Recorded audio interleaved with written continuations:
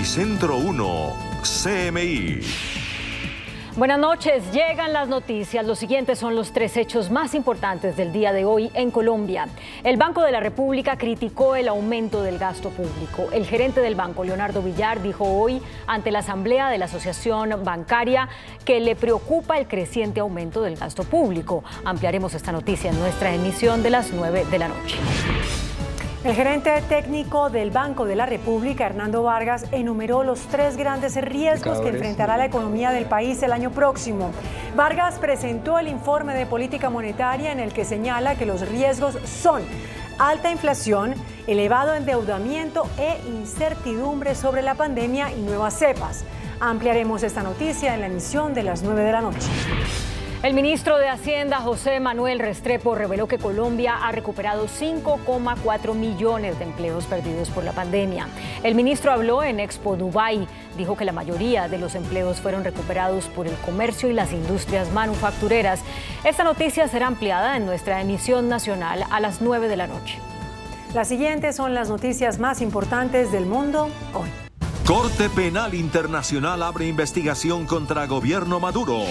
Fiscal Karim Khan dice que verificará violación de derechos humanos en Venezuela.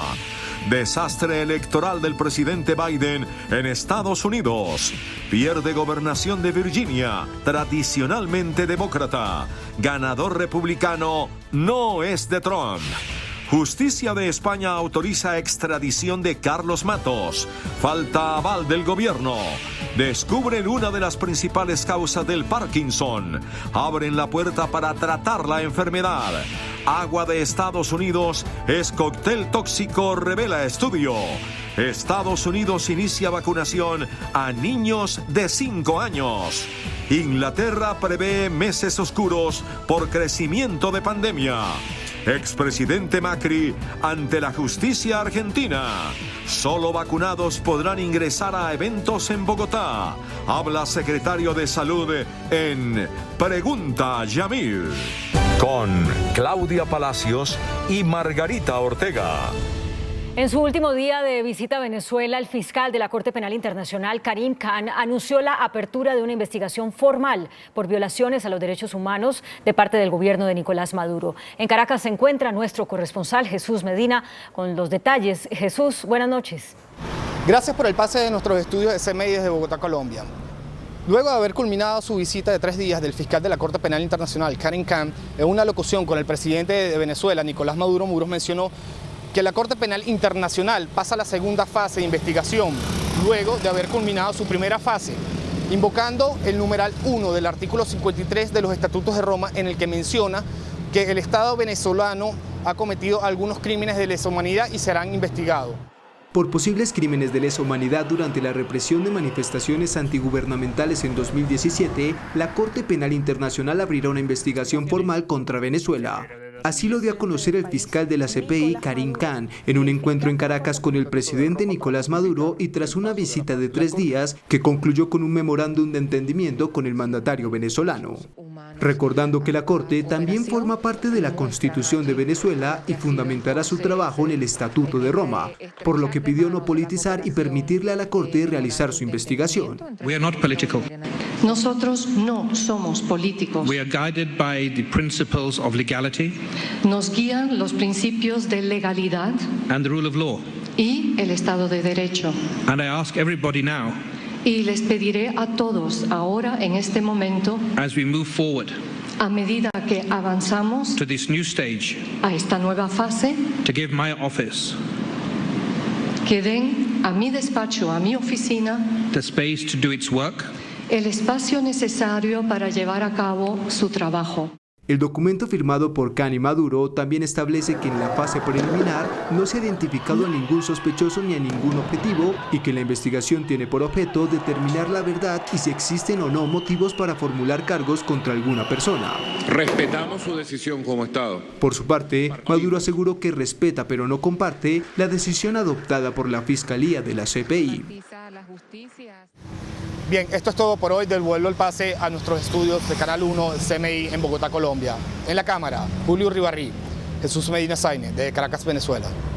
Jesús, gracias. Y el presidente Biden y su partido demócrata sufrieron una debacle electoral luego que en los comicios especiales perdieron la gobernación del estado de Virginia, donde no ganaba un republicano hace 12 años. Los demócratas también ven con preocupación el empate técnico que se presenta en Nueva Jersey, donde tradicionalmente obtienen la victoria con facilidad.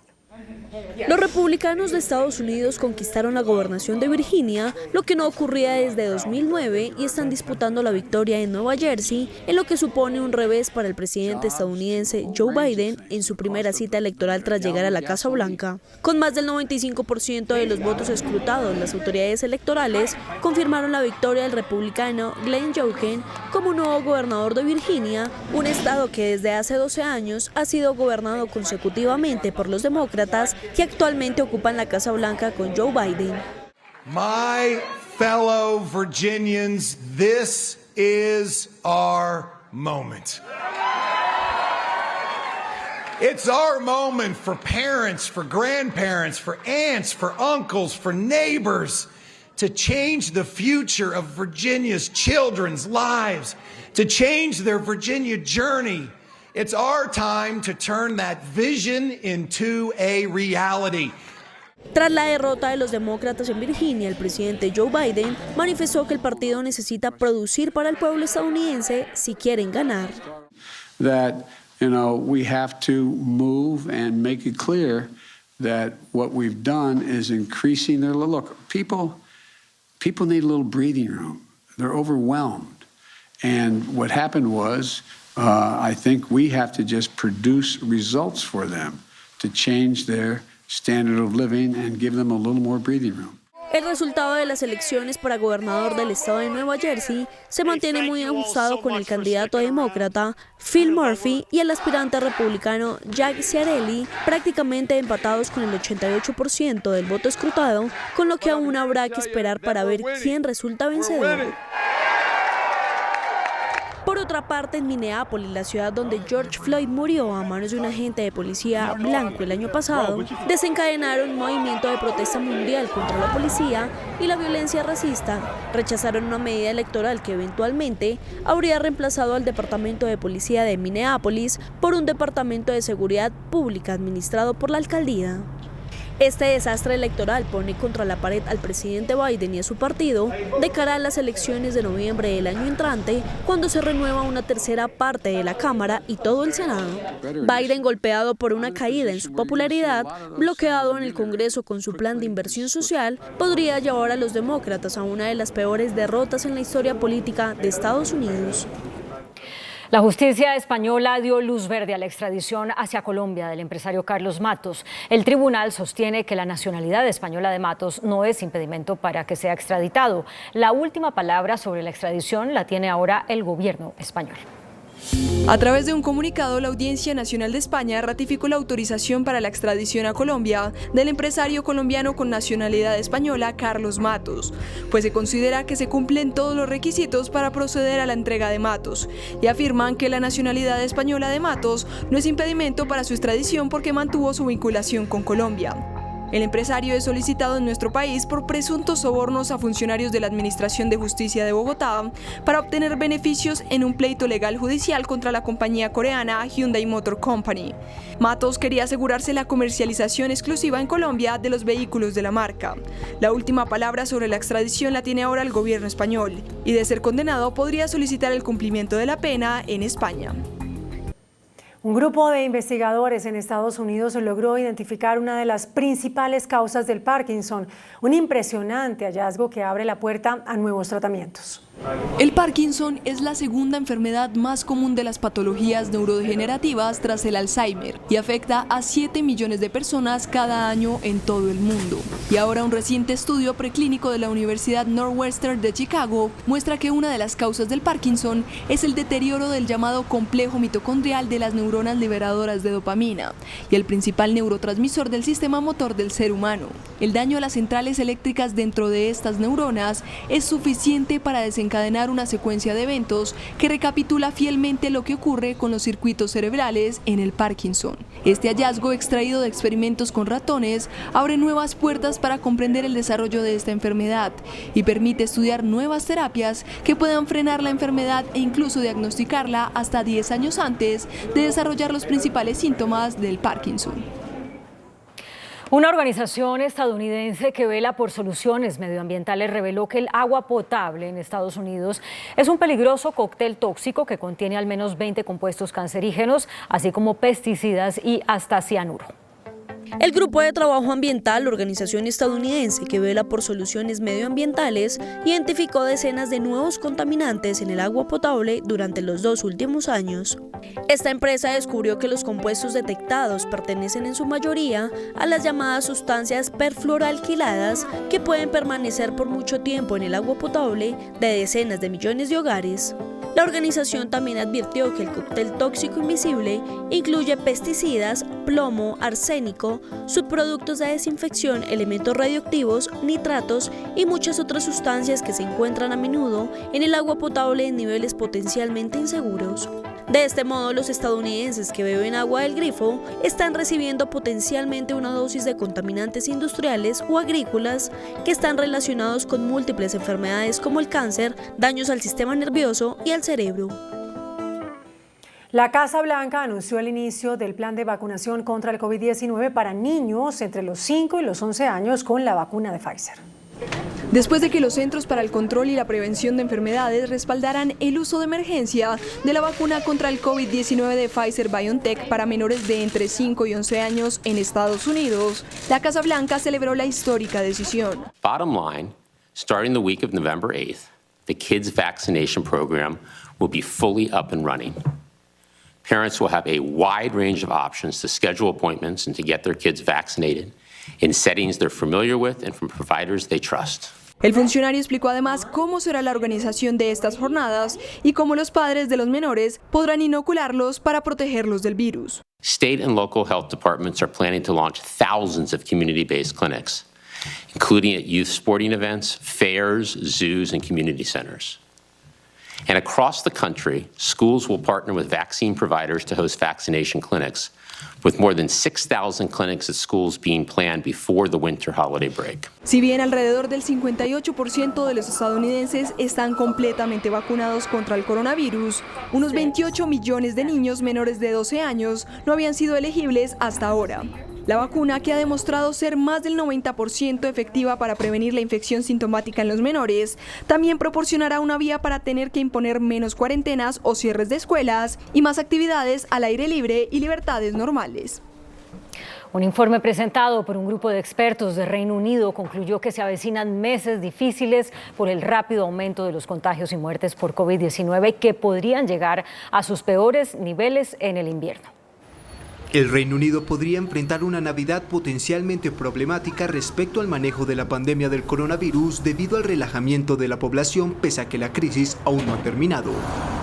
Así lo alertaron los principales expertos del país, que desde ya vaticinan meses duros que podrían desembocar en un posible invierno del descontento, cuando son cada vez mayores los temores sobre un resurgimiento del virus combinado con un aumento de la inflación, una crisis energética y de la cadena de suministro.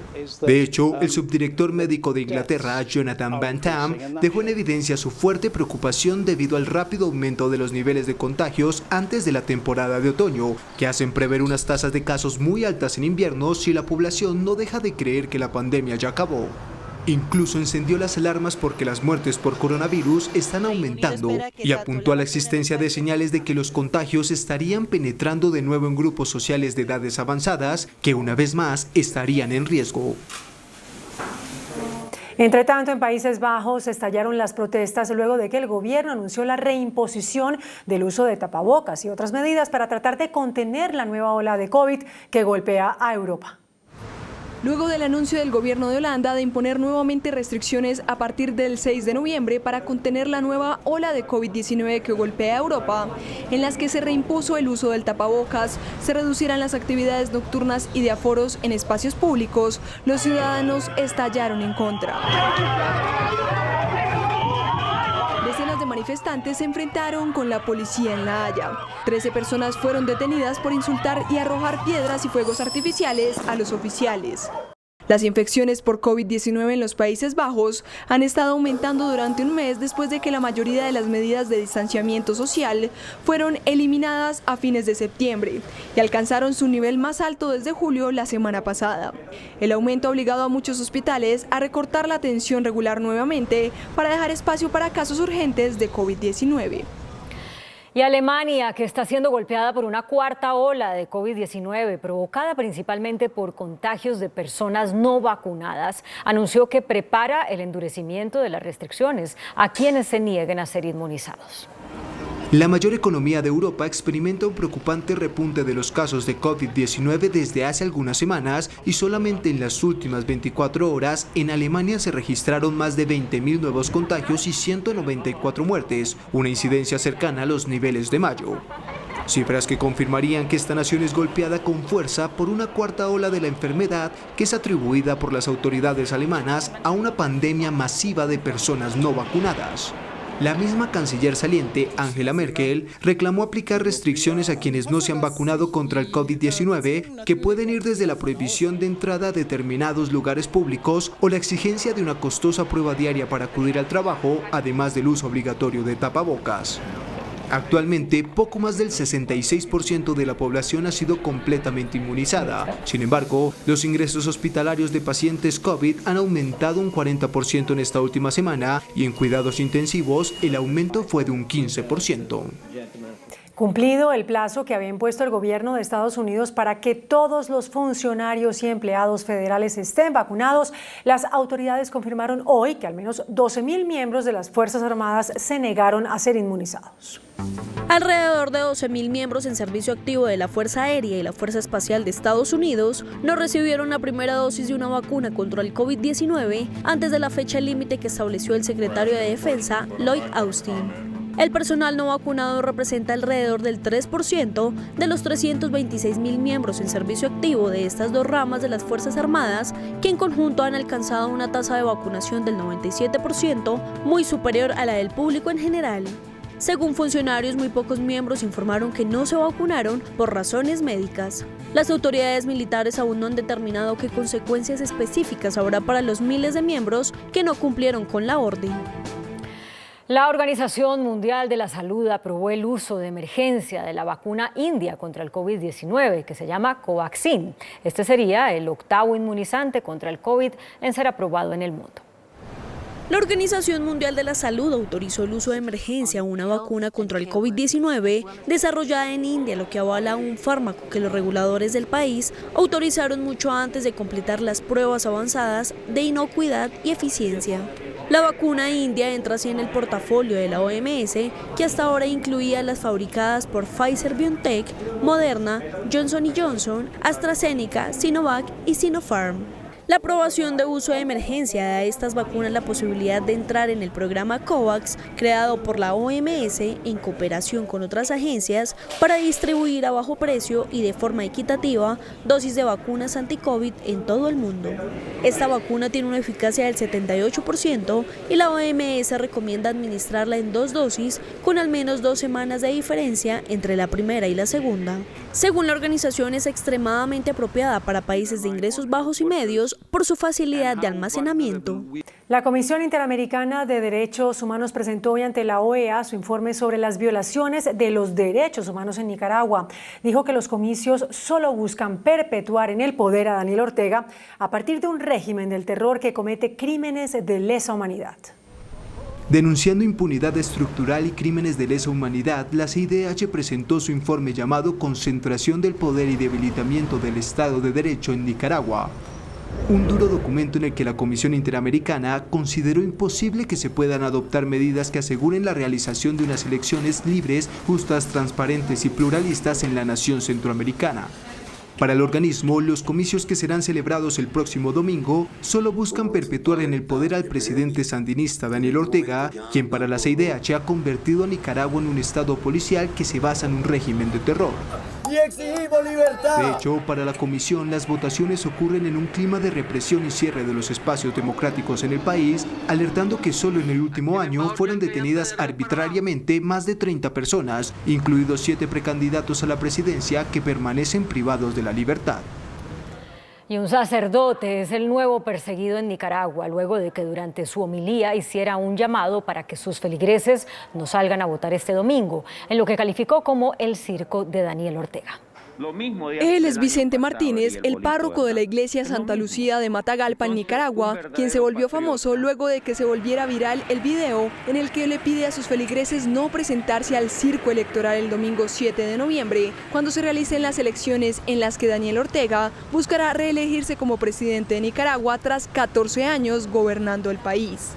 Un verdadero patriota, un verdadero nicaragüense, no pierde el tiempo en ir a participar de ese circo, pues, porque eso es un circo. El sacerdote aseguró que el futuro de la nación centroamericana no verá un cambio, pues no habrá cambio de gobierno. No hay nada que hacer para Nicaragua, porque ya sabemos nosotros cuáles van a ser los resultados, quién es el ganador, quién es el perdedor, quiénes son los diputados, quiénes son los que van a seguir mangoneando nuestra patria, quiénes son los que van a seguir desangrando a nuestro país. 4,3 millones de nicaragüenses están llamados a votar en unas elecciones generales cuya legitimidad está en entredicho. El gobierno del presidente de Perú, Pedro Castillo, ordenó la intervención de las fuerzas militares en las calles de Lima y en el puerto de Callao para apoyar a la policía en la lucha contra la delincuencia. Luego de que el gobierno de Perú desplegara las Fuerzas Armadas en las ciudades de Lima y Callao para apoyar a la policía peruana, debido a un incremento significativo de la delincuencia común y organizada, algunos peruanos expresaron su preocupación. Sería un riesgo que la Fuerza Armada, porque por cualquier motivo a cualquier ciudadano nos podrían considerar como delincuentes, ¿no? Otros apoyaron la medida. Lo que se opone creo que son porque al final son parte de los delincuentes. Así que yo creo que sí, yo sí estoy de acuerdo que salgan los militares. Amnistía Internacional y Human Rights Watch rechazaron la resolución del gobierno del presidente Pedro Castillo y advirtieron que los soldados están entrenados para la guerra y no para el control del orden público. Según el gobierno, la medida busca asegurar el control y mantenimiento del orden interno, pues la policía ha informado de un aumento de delitos como tráfico de drogas, posesión ilegal de armas y robos.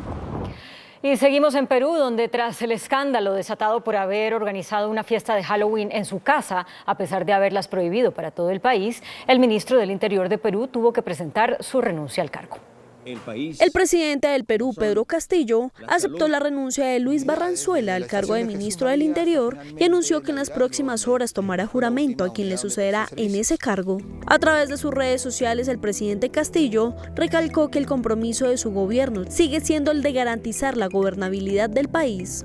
El policía retirado y abogado de 58 años, Barranzuela, quedó en el ojo del huracán luego de conocerse que había hecho una fiesta en su casa en Lima el domingo, en el día de la canción criolla y la noche de Halloween, algo que había sido expresamente prohibido por decreto días antes. Tras renunciar, Barranzuela manifestó en sus redes sociales que fue víctima de falsas acusaciones y justificó su salida en respeto a la gobernabilidad y la confianza del presidente de la República. Durante su comparecencia ante la justicia argentina, el expresidente Mauricio Macri le arrebató un micrófono a un periodista y luego lo arrojó al suelo. Una nueva polémica se cierne sobre Mauricio Macri, que hoy rindió indagatoria en una causa por supuesto espionaje a los familiares de los 44 marinos fallecidos en el hundimiento del submarino militar Ara San Juan en el 2017 y quedó a la espera de que se decida si será procesado. Y aunque el exmandatario argentino reiteró su inocencia, la jornada estuvo marcada por su reprochable gesto contra uno de los periodistas que lo esperaban a su llegada al juzgado de Dolores. Según se ven los videos que se viralizaron en las redes, Macri le arrebató el micrófono a un trabajador del canal de noticias C5N, crítico del exmandatario, y posteriormente lo arrojó al suelo. Un acto que le costó agudas críticas de medios de comunicación y figuras públicas. El Mercado 4, el más popular de Asunción, la capital del Paraguay, sufrió un devastador incendio. El mercado 4, el más popular de Asunción, Paraguay, se vio afectado desde primeras horas de la mañana por un voraz incendio que afectó también a otros comercios aledaños. Según las autoridades, el fuego, que fue controlado, se originó hacia las 2 de la mañana debido a un cortocircuito y afectó no solo a puestos del interior, sino también a comercios cercanos. Los bomberos informaron que no hubo heridos. Los comerciantes intentaron rescatar sus mercancías, pero no alcanzaron a salvar todo y hablan de pérdidas millonarias. Unos 200 miembros de 10 compañías de bomberos voluntarios de Paraguay trabajaron para extinguir el fuego. Los bomberos advierten que varias estructuras del sitio están colapsadas y que al menos 3/4 partes del lugar fueron consumidas por la conflagración. Más de 500 grandes financieras anunciaron que gestionarán 130 billones de dólares para participar en la lucha contra el calentamiento global, en una jornada calificada como éxito financiero de la COP26. Durante la conferencia del clima COP26 se anunció que 450 grandes firmas financieras de 45 países se han comprometido a invertir 130 billones de dólares en la transición hacia una economía descarbonizada para 2050. Los participantes tendrán que diseñar planes de financiación verde basados en la ciencia y fijarse metas intermedias para 2030. El anuncio ha sido criticado por organizaciones ecologistas debido a que algunos bancos que se han adherido a la iniciativa rechazaron el mes pasado una hoja de ruta diseñada por la Agencia Internacional de la Energía para detener la financiación de nuevos proyectos de gas, petróleo y carbón. En la cumbre se busca mantener vivo el objetivo de que las temperaturas a final del siglo no suban más de 1,5 grados centígrados respecto a los valores preindustriales, y la financiación de esta meta es uno de los grandes desafíos de la conferencia.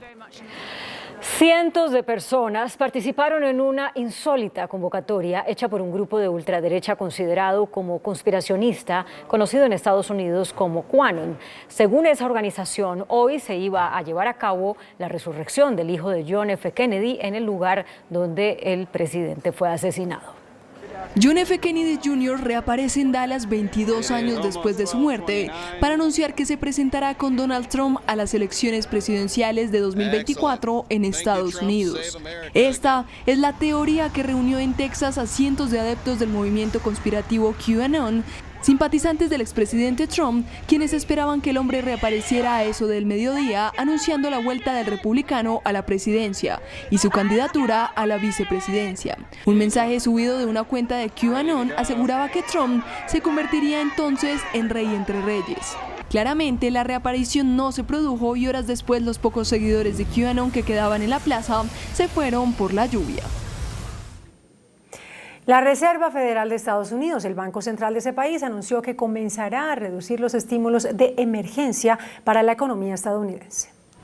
Pese a los crecientes temores ante una posible desaceleración económica, la presión inflacionaria y cuando Estados Unidos afronta la peor crisis de suministros desde la del petróleo de 1973, la Reserva Federal decidió empezar una progresiva retirada de los estímulos monetarios en la primera economía mundial, asegurando que se viene registrando una sustancial mejora de la economía. La Fed se fijó como objetivo finalizar el programa de compras de bonos y valores respaldados por hipotecas, el cual había estado vigente desde marzo de 2020 y hasta ahora funcionaba por un importe de $120 mil millones al mes. Aunque el Banco Central estadounidense solo empezará a reducir las compras mensuales de activos por un valor de $15 mil millones mensuales. Pero si la inflación es demasiado alta, la reducción de estas compras será mayor, antes de comenzar a aumentar las tasas de referencia como forma de frenar el alza de precios, aunque el organismo mantuvo sus tasas ultra bajas en un rango de 0 a 0,5%.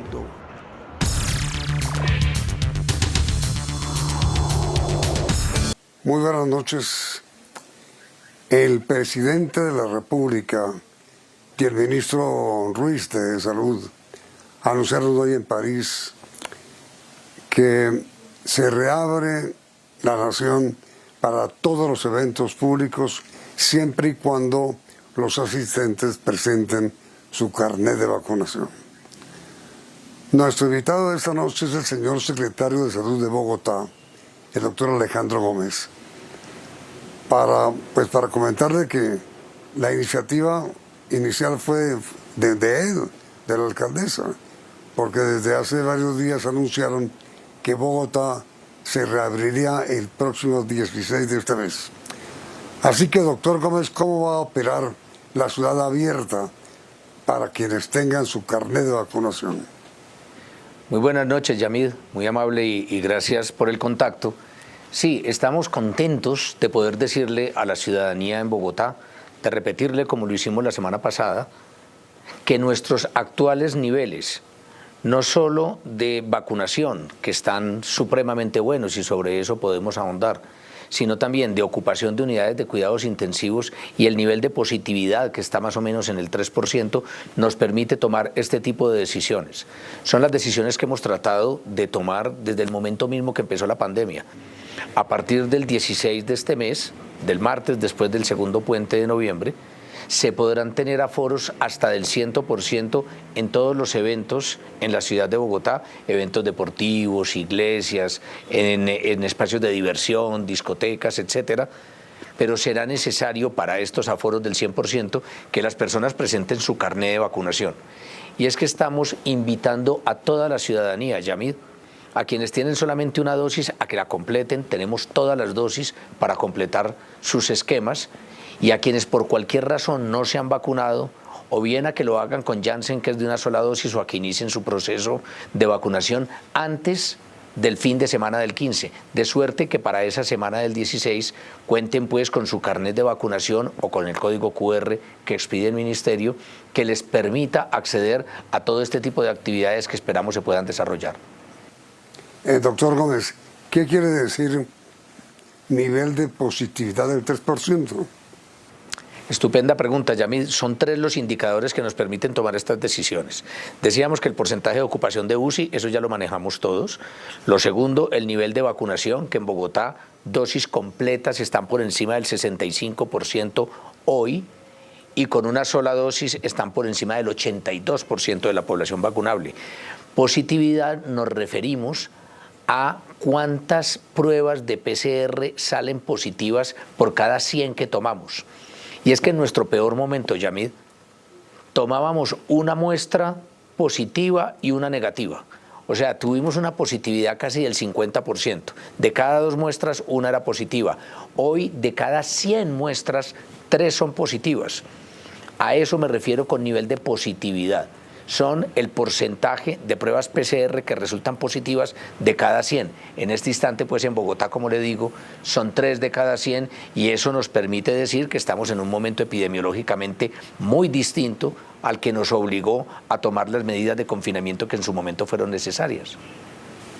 Las personas que solo tienen una dosis de vacuna en las vacunas que son indispensables 2, ¿pueden ingresar o no?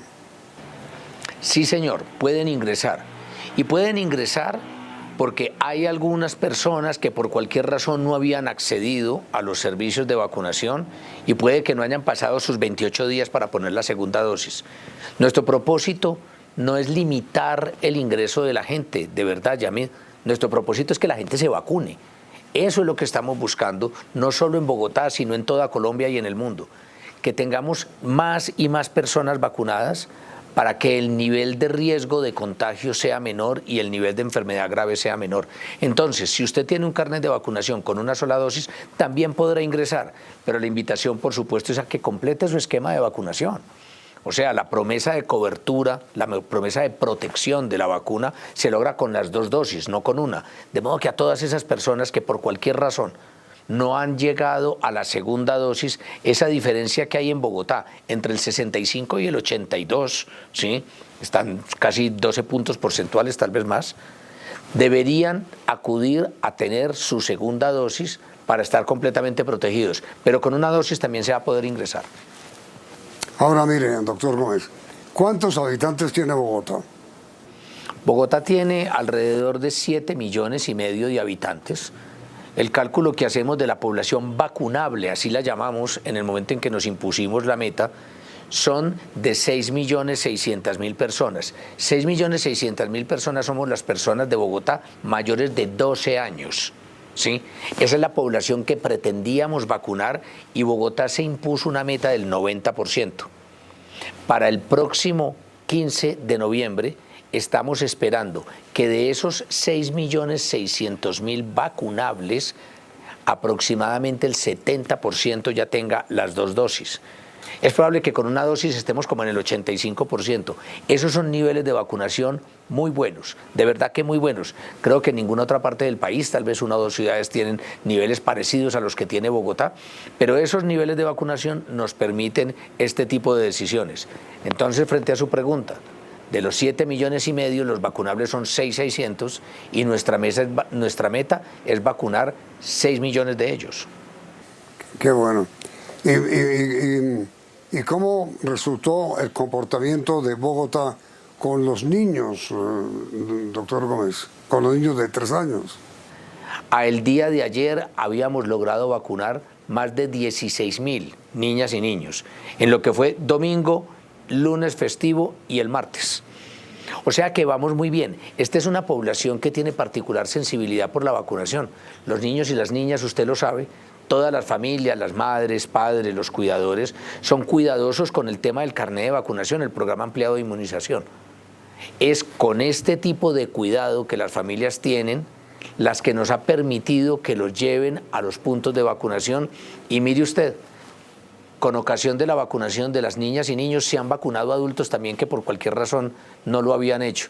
De modo que vamos bien. Estoy seguro que para el día de hoy, miércoles, cuando hagamos el arqueo a primera hora de mañana de cuántas vacunas colocamos en la jornada que hoy terminó, habremos subido de los 22, 23,000 niños y niñas en la ciudad de Bogotá. Ahí también tenemos que hacer un esfuerzo grande y estamos dejando un eslogan que habla un poco de cuál es nuestro propósito. Vacúnanos en noviembre para que estén protegidos en diciembre. Si estamos poniendo las primeras dosis en este momento, vamos a poder poner las segundas iniciando el mes de diciembre y entonces las niñas y niños de Bogotá para la temporada navideña también van a estar protegidos contra el COVID-19 y qué mejor noticia, qué mejor regalo de Navidad que ese, que nuestros chicos y chicas tampoco tengan el riesgo de este flagelo. Entonces mi pregunta final, doctor Gómez, las personas no vacunadas, como dijo algún presidente de una nación europea, van a tener que estar encerradas ahora, no a la inversa. Los encerrados no van a ser los vacunados, sino los no vacunados, porque no los van a dejar entrar a ninguna parte. Sí va a estar compleja la situación, es indudable, pero yo creo que es el momento de hacer una reflexión de que sin nosotros renunciar a las libertades individuales, tenemos que priorizar las libertades colectivas, Yamid. Y estas son decisiones, como todas las decisiones que hemos tenido que tomar a lo largo de la pandemia, dolorosas y complejas, pero creemos que hoy debe primar el bien colectivo. Las vacunas sirven, tanto sirven que mire cómo tenemos las unidades de cuidados intensivos en la ciudad de Bogotá. O sea, hoy tenemos un nivel de ocupación del 43% de las unidades de cuidados intensivos. En el día de ayer, desgraciadamente, murieron 2 personas por COVID en la ciudad de Bogotá, pero tuvimos días de 60 y 70 muertes por COVID. O sea, las vacunas sirven. Si este es una ventaja que como colectivo estamos logrando, pues tenemos que hacer algunos sacrificios de carácter individual. Sí creo que las personas que en uso de su libertad individual decidan no vacunarse van a tener un estilo de vida más complejo a partir de este momento, porque va a ser el carnet de vacunación su puerta de entrada a la mayoría de las actividades sociales y culturales en nuestra ciudad. Pues doctor Alejandro Gómez, enhorabuena por la tarea hecha en Bogotá, secretario de Salud del Distrito. Muchas gracias por haber aceptado esta invitación. Ha sido usted muy amable, doctor Gómez, y lo felicito de verdad. Es usted muy generoso, don Yamid. Una buena noche y como siempre estoy a sus órdenes. Muy amable usted. Y a ustedes televidentes también gracias por la sintonía y los invitamos a continuar aquí en Noticentro 1 CMI. Noticentro 1 CMI. Sanciones a establecimientos que no cumplan con exigir carnet de vacunación. El carnet será obligatorio para vida social pública. Hablan presidente y ministro de Salud. Gran comportamiento de Bogotá en vacunación. Solo 3 de cada 100 pruebas son positivas.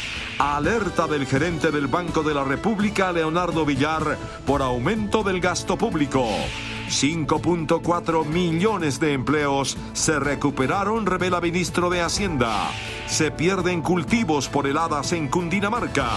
Graves inundaciones en La Calera, al norte de Bogotá. Habrá lluvia hasta diciembre, dice el INEAM. Cerrada vía alterna a llano por derrumbe en la vía Sogamoso-Agua Azul. Atentado en Casanare. 3 militares y un civil muertos. Consejo de Estado escoge terna pluralista para nuevo magistrado de Corte Constitucional. Procuradora pide informe a empresas públicas de Medellín sobre Hidroituango. 40% de los colombianos se sienten inseguros, revela el DANE. Con Claudia Palacios y Margarita Ortega. Bienvenidos a nuestra segunda hora de noticias. El ministro del Interior, Daniel Palacios, encargado de funciones presidenciales, expidió esta noche el decreto mediante el cual el gobierno ordena la presentación del carnet de vacunación para ingresar a establecimientos públicos y privados, como bares, cines, iglesias, parques de diversiones, entre otros. Los establecimientos que no cumplan la norma serán sancionados.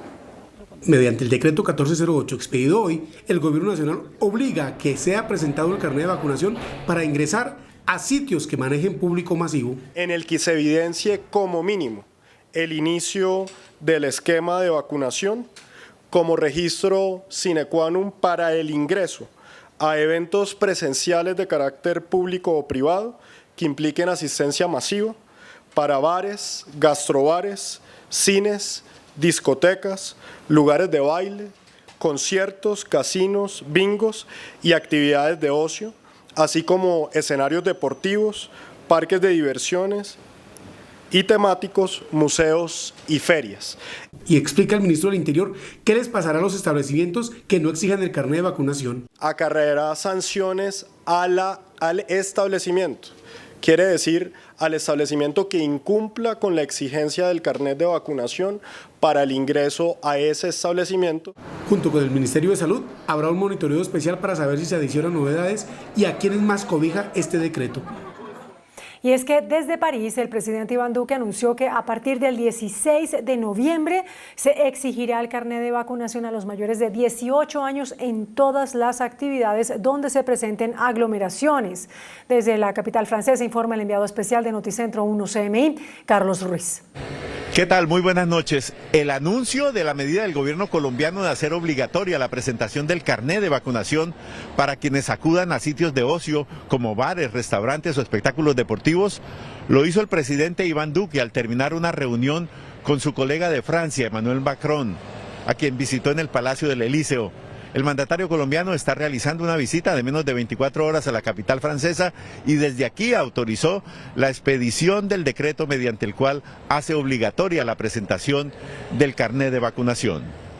En las próximas horas quedará firmado un decreto donde nosotros queremos darle a conocer al pueblo colombiano que para el acceso a estadios, a eventos de entretenimiento, a eventos deportivos, a bares y a restaurantes, a partir del próximo 16 de noviembre será obligatorio tener el carnet de vacunación. Esto porque, como lo ha dicho también la OMS, tenemos que lograr rápidamente esta inmunidad colectiva y prevenir futuras enfermedades similares. El ministro de Salud, Fernando Ruiz, explicó en qué condiciones se va a exigir el carnet de vacunación, pero sobre todo señaló que se trata de una medida pedagógica, no de castigo para quienes no se quieran vacunar. Lugares de ocio como tales como gastrobares, bares, discotecas, casinos, centros deportivos de todo tipo, eventos organizados tanto por lo público como lo privado, restaurantes. Hay que presentar el carnet de vacunación. Aplica para la población mayor de 18 años a partir del 16 de noviembre. El presidente Iván Duque tuvo hoy una larga agenda en París. Se entrevistó primero con el presidente Emmanuel Macron, quien le ofreció apoyo de Francia a la implementación de los acuerdos de paz. Después dialogó con la directora de la UNESCO y más tarde se encontró con un grupo de empresarios franceses que le prometieron inversiones por más de 2.600 millones de dólares en los próximos meses en Colombia. Con Carlos Ruiz, desde París, Noticentro 1, CMI. Muchas gracias a Carlos. El secretario de Salud de Bogotá, Alejandro Gómez, reveló que la capital registra uno de los índices más altos de vacunación. El 82% de los habitantes de esta ciudad ya tiene por lo menos la primera dosis. Para quienes tengan... En entrevista con Pregunta Yamid a las 8:30 de la noche, el secretario de Salud, Alejandro Gómez, reveló que la capital está en el momento más bajo de la pandemia. Y es que en nuestro peor momento, Yamid, tuvimos una positividad casi del 50%. De cada 2 muestras, una era positiva. Hoy, de cada 100 muestras, 3 son positivas. Lo que permite abrir la ciudad al 100% para vacunados a partir del 16 de noviembre. Estamos esperando que de esos 6.600.000 vacunables, aproximadamente el 70% ya tenga las 2 dosis. El carnet de vacunación será tan importante como la cédula. Basta con tener una dosis para ingresar a eventos públicos. Las restricciones serán drásticas para quienes decidan no vacunarse. Por su parte, el sector productivo aseguró que la exigencia del carnet incentivará la vacunación entre la ciudadanía. El vocero del gremio de los restaurantes considera que la medida anunciada hoy por el gobierno de exigir a partir del 16 de noviembre el carnet de vacunación contra el COVID-19 en lugares concurridos es positiva y va a estimular la vacunación. Consideramos que es un incentivo para que aquellas personas que no se han querido vacunar se decidan y entiendan que vivir en comunidad implica responsabilidad. Para el comercio organizado en Bogotá, la medida es un mensaje directo a quienes no se quieren vacunar. Aquellas personas que no se quieren vacunar, pues simplemente se abstengan de asistir a eventos masivos.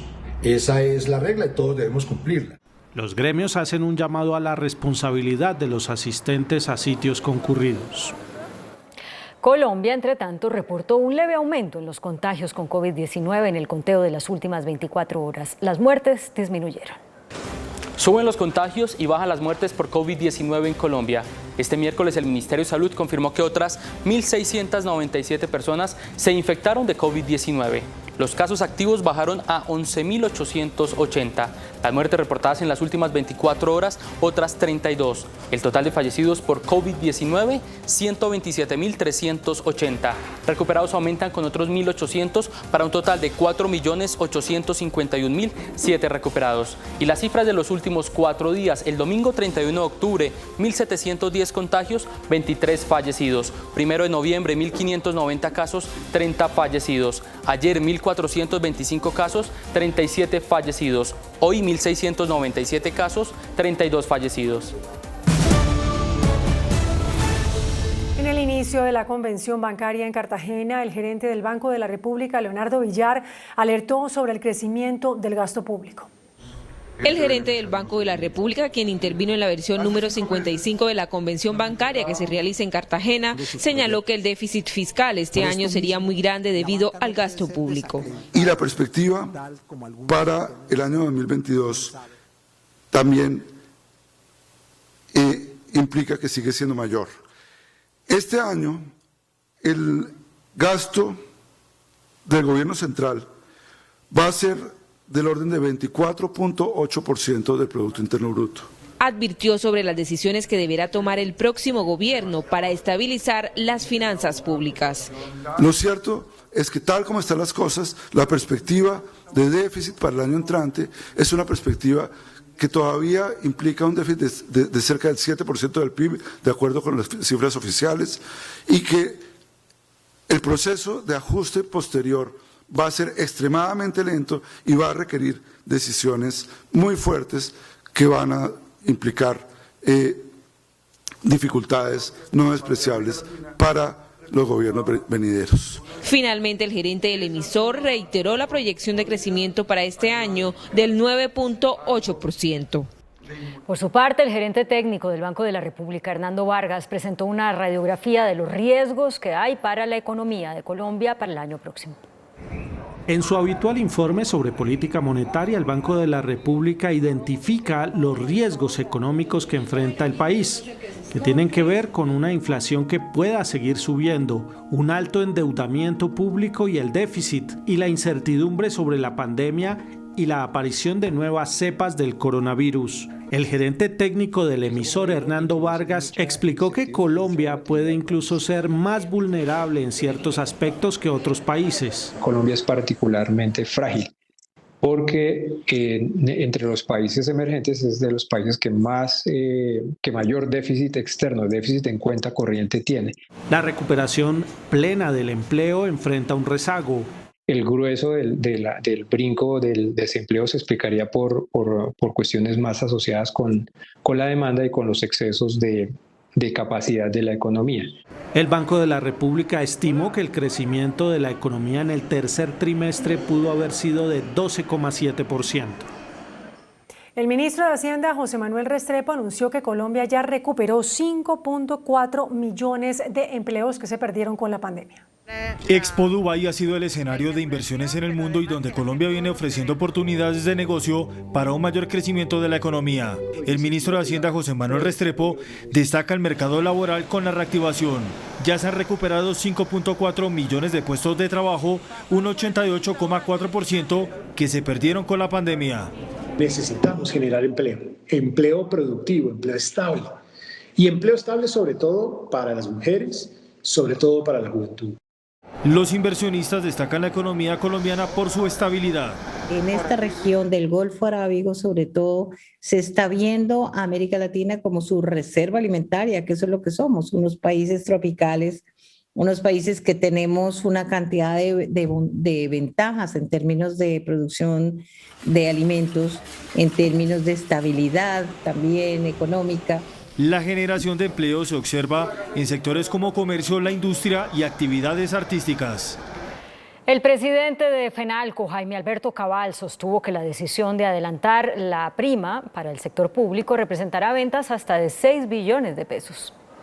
El comercio organizado celebró la decisión del gobierno de adelantar la prima de fin de año, la cual beneficiará las ventas para la temporada de fin de año, evitando aglomeraciones. De acuerdo con FENALCO, en promedio la prima del sector público representa 6.4 billones de pesos, los cuales se pueden materializar en consumo. Gozará de todo el respaldo de FENALCO, además teniendo en cuenta los excelentes resultados que vivimos en el año 2020 de cara a los últimos días sin IVA. Por su parte, el pequeño comercio firmó un acuerdo para lograr acceso al sistema financiero con créditos entre 5 y 10 millones de pesos. Dicho acuerdo se logra tras la aprobación de la ley de borrón y cuenta nueva. Vamos a poder recuperar esta parte de la economía. Esas personas que de una u otra forma tienen reportes en las centrales de riesgo que no han podido pagar, pero que ya pagaron y no han sido borrados de las centrales de riesgo, puedan empezar incluso a tener para este último bimestre del año flujo de caja para sus negocios. El comercio espera cifras positivas con las jornadas del día sin IVA y las promociones. El invierno sigue causando estragos en el departamento de Cundinamarca. Agricultores dicen estar en máxima alerta ante las heladas que ya se empiezan a registrar en algunos municipios. Tubérculos, frutas y verduras se están perdiendo. El invierno y las bajas temperaturas que se presentan en el departamento de Cundinamarca tienen en la quiebra a los pequeños agricultores. Las maticas están saliendo de la tierra y las quema, entonces vuelven y se dañan, ya no sirven para nada. Diferentes productos se pierden ante las heladas que se presentan en horas de la madrugada y por las fuertes lluvias que inundan los cultivos. Que se daña es la papa, se quema, la arveja, lo que es el cilantro, todo lo que tiene que ver con la agricultura. Campesinos de Agua de Dios, Gutiérrez, Albán, Ubalá, Medina, Paratebueno, Caques, Aguayabetal, Quetame y Une sufren las consecuencias de esta segunda temporada de invierno. Eso sí, la garra, lo que sea la alberja, la papa, el pasto, todo nos afecta. La gobernación hizo una invitación para que los productores reporten sus afectaciones a las unidades municipales de asistencia técnica agropecuaria con el fin de brindar ayudas como insumos y semillas a través de la Secretaría de Agricultura. Y justamente en La Calera, las fuertes lluvias provocaron inundaciones. El municipio de La Calera, Cundinamarca, sufre directamente las consecuencias del invierno. En estos videos se evidencia la grave emergencia presentada este miércoles que afectó a los pobladores de al menos 8 barrios y 5 veredas. Las vías principales y rurales se inundaron causando caos. Este es el estado en que queda la vía por la avenida Segunda Las fuertes lluvias también afectaron la estructura de la clínica del municipio. En la vía Bogotá-Chuachí se presentó desprendimiento de rocas, afectando la movilidad. Por su parte, las autoridades meteorológicas advirtieron que las lluvias en el país se extenderán hasta mediados de diciembre. Las fuertes lluvias que han caído en los últimos días en distintos sectores del país y que han inundado zonas como el sur de Bolívar corresponden a una de las temporadas más lluviosas que concuerda con la recta final del año. Mantendremos condiciones de tiempo lluvioso en gran parte del territorio nacional. Estamos en el mes de noviembre, el segundo mes más lluvioso del año en Colombia. El IDEAM tiene alertas rojas para departamentos como Cundinamarca, Santander, Risaralda, Quindío, norte de Santander, Boyacá, Antioquia, Meta y Casanare. Los pronósticos del IDEAM apuntan a que hasta el 15 de diciembre pueden extenderse las fuertes lluvias que siguen cayendo en buena parte del territorio nacional. Y por su parte, los mandatarios en Boyacá y Casanare pidieron una solución definitiva para el derrumbe que mantiene bloqueada la vía que une a los dos departamentos. Gobernadores de los dos departamentos y alcaldes de la zona presentan varias preocupaciones por la afectación que deja esta emergencia, la cual desapareció 80 metros de carretera. Lo que siempre hemos pedido es una solución definitiva, porque nos vamos a ver otra vez en 6 meses, en un derrumbe más arriba, más abajo. Si la solución definitiva no es que se nos hagan los estudios y los diseños para la doble calzada entre Sogamoso y Aguazú. Gobernadores y alcaldes estarán estos días consolidando un plan de acción para mitigar el impacto en la comunidad en lo económico, abastecimiento y servicios de salud. Se logró definir una reunión el día viernes donde vamos a estar todos los actores, va a estar personería, va a estar parte de la comunidad también, para saber los tiempos de intervención, que creo que es una de las preocupaciones que tiene la comunidad y que tenemos todos. Autoridades hacen el llamado a la comunidad a no arriesgar la vida transitando por este sector, mucho menos por arriba o debajo del derrumbe, ya que la tierra sigue en movimiento. En otras noticias, 3 militares y un civil murieron en un ataque con explosivos en una carretera del Casanare. El ejército atribuye el atentado a la disidencia de las FARC. La patrulla militar se desplazaba por una carretera de paz de Ariporo-Casanare. Los soldados se detuvieron con la intención de ayudar a los ocupantes de un vehículo que estaba volcado a la orilla, pero se trataba de una trampa. Proceden a verificar con la intención de auxiliar a las personas que muy posiblemente estaban heridas en el lugar de los hechos. Al llegar y al acercarse al vehículo, el vehículo es activado con artefactos explosivos improvisados. Murieron el cabo Manuel Buitrago y los soldados Inocencio de Dios y Esteban Morales. También murió un civil que transitaba por la carretera. Es claro que la instrucción para nuestra fuerza pública es que en medio de este dolor que acongoja a la patria, sigamos a la ofensiva con toda contundencia para desmantelar esas organizaciones criminales. Esas disidencias de la FARC que causaron este atentado, con su operación y su actuación criminal, buscan amedrentar a la población. Cerca del lugar, el ejército capturó a una persona que estaría involucrada en el atentado. Esta noche el Consejo de Estado conformó la terna de juristas que será enviada al Senado para elegir el reemplazo del magistrado Alberto Rojas en la Corte Constitucional. El Senado deberá elegir el reemplazo del magistrado Rojas entre estos perfiles. Natalia Ángel Cabo, doctora en Derecho y directiva de la Universidad de los Andes, es la tercera vez que la ternan para la Corte Constitucional, pues estuvo opcionada en 2017 y 2020. Integra la terna junto a Héctor Riveros, director del Instituto de Pensamiento del Partido Liberal, panelista en Blue Radio y especialista en Derecho Público, y Luis Manuel Lazo, actual magistrado del Tribunal Administrativo de Cundinamarca, con más de 20 años de experiencia en la rama judicial. Fuentes recibieron con agrado la nueva terna, pues con cualquiera de los 3 perfiles se conserva el pluralismo en la Corte Constitucional. La exministra de las Tecnologías de la Información, Karen Abudinen, aseguró que le dará la cara a la justicia tras una comparecencia en la Corte Suprema que investiga el caso del contrato firmado con Centros Poblados. La exministra declaró como testigo en la indagación que cursa en la Corte contra los senadores Daira Galvis, Antonio Sabaraín, Armando Benedetti y Mauricio Gómez por sus presuntas presiones en el escándalo de Centros Poblados. Aquí estoy poniendo la cara para seguir adelante y llevar este caso hasta las últimas consecuencias. Abudinem no confirmó ni desmintió una afirmación de Benedetti al término de la audiencia. Me alegra que Abudinem haya aclarado ante la Corte que yo nunca la llamé para favorecer a ninguna empresa en centros poblados.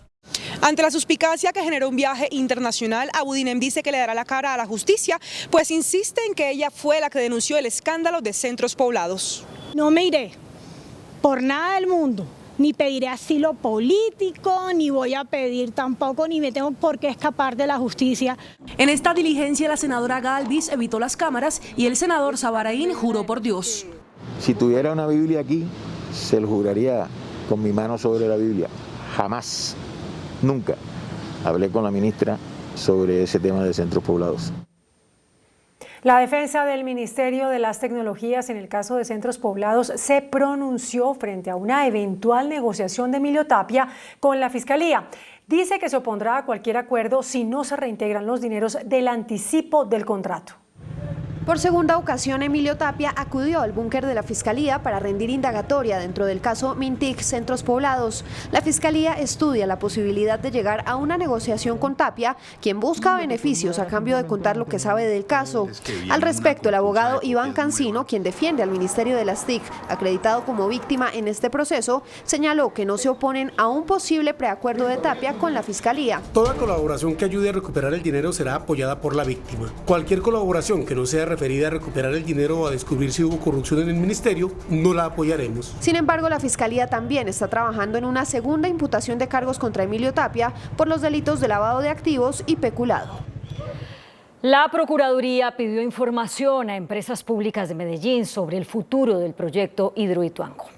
En una carta dirigida a Jorge Carrillo, gerente de EPM, la Procuraduría preguntó sobre los estudios y diagnósticos que han realizado ante el futuro de Hidroituango en 3 escenarios: si se termina el contrato actual con los constructores, si lo ceden o si cambian de contratista. También preguntaron, entre otros, qué ha conceptuado la interventoría frente a la eventualidad del cambio de contratista, si EPM ha realizado acercamientos con el sector asegurador para obtener amparos semejantes a los cubiertos por la actual póliza de Mapfre y cómo contempla EPM la formulación de riesgos frente al nuevo contratista. Y el alcalde de Medellín, Daniel Quintero, respondió a las críticas del Banco Interamericano de Desarrollo sobre la inseguridad jurídica en Hidroituango.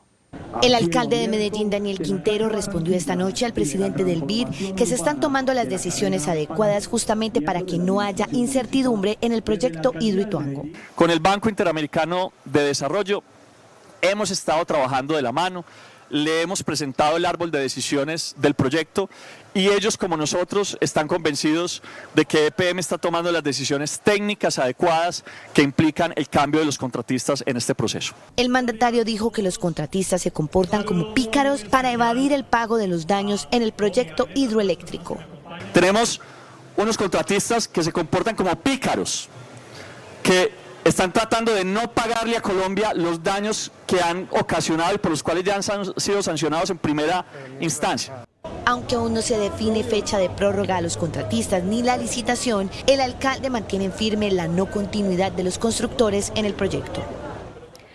El 40% de las personas que viven en Colombia se sienten inseguras, así lo revela la encuesta de convivencia y seguridad ciudadana del DANE. Mientras en 2020 el 39% de personas encuestadas por el DANE se sentía insegura, en 2021 esa proporción subió a 44%. El DANE tiene identificadas a las ciudades donde la gente le teme más a la delincuencia. Bogotá con un 77,8% de percepción de inseguridad. Cúcuta con 73,5%, Cartagena con 72,2%, Pasto 71,6%, Cali con 68,4% y Bucaramanga con 64,6%. Montería, Pereira y Manizales reportan las percepciones de inseguridad más bajas. En las zonas urbanas se están percibiendo mucho más inseguras que incluso antes de la pandemia, es decir, en 2019, en los puentes peatonales y en los cajeros electrónicos en vía pública. El DANE también pudo establecer que al menos 1 de cada 4 encuestados teme ser víctima de un delito en los próximos 12 meses. Juan Armando Rojas, Noticentro 1 CMI. Y justamente desesperados por la inseguridad, habitantes de un exclusivo barrio de Bogotá contratan vigilancia privada para patrullar las calles. Aunque parezca tranquilo, El Retiro, un exclusivo barrio del norte de Bogotá, se convirtió en uno de los más peligrosos. Entonces estamos desesperados y ante esa situación decidimos contratar un servicio de vigilancia privada. Aquí verificando el perímetro. Estos guardas motorizados equipados con radio y celular son los encargados de patrullar el cuadrante comprendido entre las calles 81 y 85 entre carreras séptima y 11. La policía no tiene la capacidad logística, entonces tenemos que acudir a servicios extras. Mientras el año pasado se presentaron 193 casos, este año la cifra ya supera los 490. Estamos con índices peores que los de cualquier barrio de Bogotá. ¿Pero qué dice el distrito sobre el patrullaje con seguridad privada? Lo que buscamos es que haya una coordinación muy fluida entre estas empresas, la labor que hacen en las distintas localidades y la Policía Metropolitana. La Fiscalía expidió una directiva que fija nuevas reglas a las interceptaciones de comunicaciones con fines investigativos. La Fiscalía expidió la nueva directiva que reglamenta las interceptaciones telefónicas que se adelantan en procesos investigativos. El objetivo es evitar abusos que han llevado a escándalos como las chuzadas y proteger los derechos de los ciudadanos. Los lineamientos para los fiscales, investigadores y analistas de comunicaciones. La vicefiscal señala que las interceptaciones han sido fundamentales en las judicializaciones de los delincuentes. Como los homicidios colectivos, los feminicidios, el desmantelamiento de organizaciones criminales, las afectaciones de defensores de derechos humanos. Desde ahora deberá existir una orden de interceptación de comunicaciones a cargo de fiscales de conocimiento. Se deberá verificar los fundamentos jurídicos y la carga argumentativa y finalmente deberá haber controles internos para los funcionarios de policía judicial que ejecutan las interceptaciones. Los excombatientes de las FARC, firmantes del acuerdo de paz con el gobierno, afirman que la mitad de lo pactado en La Habana no se ha cumplido. Para algunos firmantes de la paz, aún falta por implementarse más de la mitad de los acuerdos pactados entre las extintas FARC y el gobierno nacional, como la sustitución de cultivos ilícitos. En el sentido de que hay más del 50% de lo que debía de estar implementado que no lo está. Según la ONU, lo más preocupante es la seguridad, teniendo en cuenta que 290 personas en proceso de reincorporación han sido asesinadas desde el acuerdo. Nos preocupa siempre el tema de seguridad de los excombatientes, el tema de seguridad de los líderes sociales, las lideresas sociales, los defensores de derechos humanos y en general de las comunidades en esas zonas históricamente afectadas por el conflicto. Humberto de la Calle, quien fue el jefe del equipo negociador del gobierno, defendió el papel de la JEP y advirtió que pronto se conocerán resultados de su trabajo. Porque estamos cerca de la toma de decisiones a través de las sentencias respectivas para aplicar las sanciones restrictivas de la libertad a los que resulten culpables. Las conclusiones se dieron al término del foro Acuerdo Final de Paz, llevado a cabo en el Centro Cultural de Cali. Desde uno de los espacios territoriales de capacitación y reincorporación en La Guajira, excombatientes de las FARC lanzaron un SOS ante los múltiples asesinatos de exguerrilleros. Noticentro 1 CMI habló con algunos de los reincorporados. Ha estado grave porque han matado muchos compañeros que hoy en día ya nos hacen falta. Para los excombatientes que residen en los antiguos espacios territoriales en Colombia, la mayor preocupación es la seguridad en los territorios, pues se han registrado 289 homicidios y una serie de amenazas. Yo pienso que a nivel nacional, todos los espacios territoriales estamos pasando por un mismo tema de la inseguridad, digamos, física. El gobierno ha insistido en entregar garantías, pero para los exguerrilleros son insuficientes. Tanto así que algunos no descartan volver a tomar las armas. Le tocaría a uno, digo yo, sí, porque como le digo, si usted ve que no puede estar en una parte porque lo matan, sí, pero esa no es culpa mía, esa es la culpa del mismo presidente que es el que maneja el país. De acuerdo con los informes de la misión de verificación de la ONU, la seguridad es el mayor reto. Mismo informe destaca que hay avances en el sistema de justicia transicional. Que es el arraigo a la legalidad, a la sostenibilidad económica de sus excombatientes y también de sus familias. Son más los que aún creen en la paz y el crecimiento, a pesar de que aún falta camino para recorrer y consolidar lo que se llamó paz estable y duradera. La dirigente Piedad Córdoba, quien aspira al Senado, luego de 10 años renunció al Partido Liberal. En su carta de renuncia, Piedad Córdoba, quien fue codirectora del Partido Liberal, partido al que hoy renunció, manifiesta duras críticas al expresidente César Gaviria, jefe único de esa colectividad. En ninguna alcaldía importante está el Partido Liberal. El Partido Liberal está pegado de otros proyectos, pero no tiene proyectos propios, ni tiene iniciativas propias. O sea que lo convirtió prácticamente en lo que yo he dicho, una funeraria insepulta, en un movimiento que está más pendiente de cómo se plega a otros proyectos para conseguirse cualquier cosa. Reitera que ella va a ingresar al pacto histórico y que no incurriría en doble militancia porque hoy no tiene ningún cargo público. Aspira de nuevo al Senado de la República. Aumenta la controversia sobre la presidenta de la Cámara de Representantes, Jennifer Arias. Hoy se conoció que la coautora de la tesis de su maestría fue nombrada coordinadora de la Oficina de Control Interno de la Cámara. Un nuevo hecho despertó más críticas a la presidenta de la Cámara, Jennifer Arias. Se trata del nombramiento de Lady Lucía Largo Alvarado, quien es la coautora de la tesis de grado en la que habría incurrido en supuesto plagio la presidenta.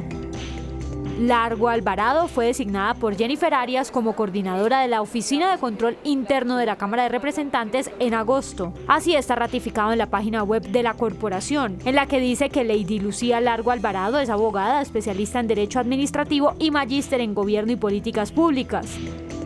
Sobre el supuesto plagio, la Universidad del Externado adelanta un proceso en el que buscan determinar si la presidenta de la Cámara y la coordinadora de control interno de la corporación incurrieron en este delito. Transmilenio estrena infraestructura antivandalismo. Con láminas de metal se van a reemplazar los vidrios en las estaciones. Esta es la nueva infraestructura antivandalismo de Transmilenio. Las primeras láminas de metal se instalaron en las estaciones de la calle 80. Es mucho más resistente que el vidrio, que era lo que teníamos instalado antes en esos lugares. La inversión en esta infraestructura supera los 8.000 millones de pesos. Es como ahogado, oscuro. Más segura si se evita tanto vandalismo. Las láminas tendrán un color característico de acuerdo a la troncal. El color amarillo para la troncal Suba, el color rojo para la troncal Américas, el color turquesa para la troncal 20 de julio. A finales de este mes se adjudicará una licitación por 60.000 millones de pesos para contratar un nuevo sistema de puertas anticolados. A sanción presidencial pasó el proyecto de ley que fija un descuento del 10% en el seguro obligatorio de accidentes de tránsito. Este descuento legal del 10% podrá acumularse con el que ofrezcan las aseguradoras. Un beneficio en la tarifa del SOAT para aquellos propietarios de vehículos que no hayan afectado la póliza en los años 2020, 2021, van a tener un descuento del 10% sobre la prima emitida al momento de renovarlo en el año 2022. La iniciativa además contempla la extensión de la vigencia de licencias de conducción. Son 4.700.000 licencias que estaban a punto de vencerse en enero y que podrán ser renovadas durante 2 años más. Es decir, que los conductores de motocicletas y de vehículos particulares no van a tener que renovar su licencia en el año 2022, sino podrán seguir vigentes con la misma licencia, con la misma tarjeta, van a poder seguir conduciendo por las vías de Colombia hasta el año 2024. Al proyecto solo le hace falta la firma del presidente Iván Duque. La Comisión Séptima de la Cámara de Representantes hundió el proyecto de ley que pretendía autorizar un traslado exprés de los fondos privados de pensiones a Colpensiones. Con proposición de archivo se hundió en la Comisión Séptima de la Cámara de Representantes el proyecto de cambio de régimen pensional del representante Juan Carlos Wills, que permitiría a más de 460.000 personas pasar de los regímenes privados a Colpensiones. Queremos pedirle al Ministerio de Hacienda que entre en razón, a estos congresistas de esta comisión, que entren en razón, que es un proyecto que necesita Colombia. Cabe recordar que un artículo similar ya se había hundido en la discusión del presupuesto general de la Nación. El índice de capitalización de la bolsa, que mide el comportamiento de las 20 principales acciones, cerró al alza. El informe bursátil. El índice selectivo MSCI Colcap de la Bolsa de Valores de Colombia subió 1,01% a 1.404 puntos. La acción de Fabricato fue la que más subió, con una valorización de 11,65% a 8 pesos con 5 centavos.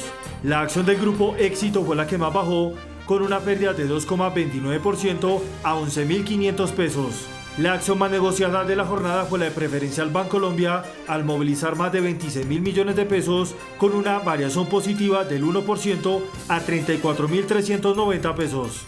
El director de la Aeronáutica Civil, Orlando Fajardo, anunció la aprobación de 65 nuevas rutas con destino a Estados Unidos y a Sudamérica. De esta manera, la entidad dio vía libre a la operación regular de pasajeros de 65 nuevas rutas solicitadas, siendo la empresa Viva Air la beneficiada. De esta manera se avanza en el proceso de reactivación del sector, que ya opera en un 85%. Con esto seguimos impulsando la conectividad en el sector aéreo y de la misma manera la política de reactivación del gobierno nacional.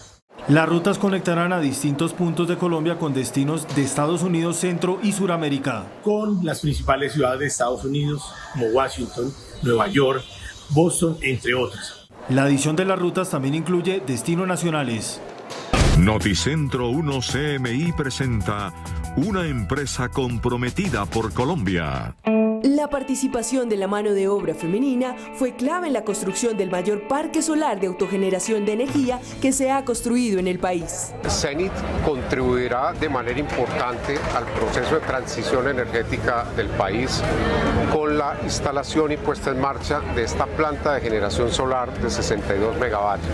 Pero lo más importante fue vincular un 38% de mano de obra femenina, mano de obra que ha contribuido y ha permitido que este parque hoy en día sea una realidad para el país. Es gratificante que después de tantos años de esfuerzo de estudio, llegue una empresa a hacer un proyecto y te brinde esa oportunidad de crecer profesionalmente. Un hito para la compañía, para la región, para el país. Con la inauguración del mayor parque de autogeneración con energía solar, con unos 61 megavatios de capacidad instalada.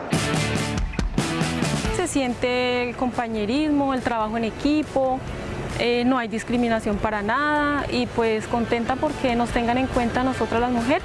Ha mejorado la calidad de vida porque pues los sueldos son buenos y el conocimiento ante todo. Y la oportunidad que le dieron a este volumen de mujeres, para nosotros también como mujeres demostrar que tenemos el alcance, el conocimiento de estar en un proyecto tan importante como este. Por eso me siento orgullosa.